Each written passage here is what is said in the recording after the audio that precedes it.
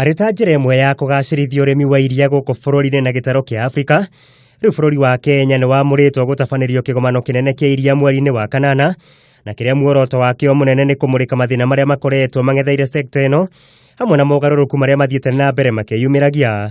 Andrew Timur nĩwe mũtabarĩri wa mĩhang'o ministry-inĩ ya ũrĩmi. SADA is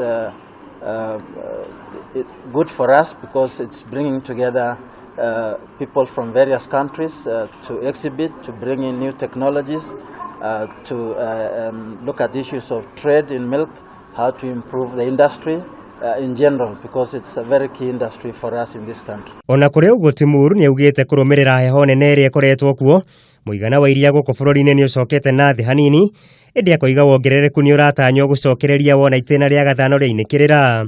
The milk has gone up because of the rains, but recently it went down again because it was very cold. But generally we have enough milk in the country.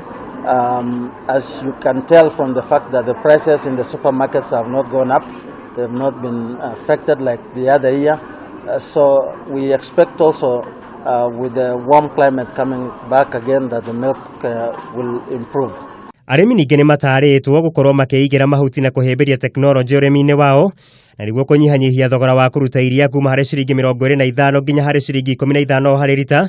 Timur akiuga kwĩna thoko nene bũrũri-inĩ wa Zambia na bũrũri wa Afrika ya gatagati. Conserving fodder like silage and other feeds that they can use within on the farm, and that will help them reduce the cost of producing milk and hence give them a better margin when they sell their milk to the processors. Sekta ya iria bũrũri-inĩ ĩkoragwo ĩkĩruta lita bilioni 6 o mwaka cia iria, na ĩkoragwo na arĩmi 800,000 arĩa makoragwo mandĩkĩte andũ makĩria ma 350 wĩra, na kũrĩa sekta ĩno ĩkoragwo ĩrũgamĩrĩire gĩcunjĩ kĩa 4 harĩ 100 gĩa ũtonga wa bũrũri.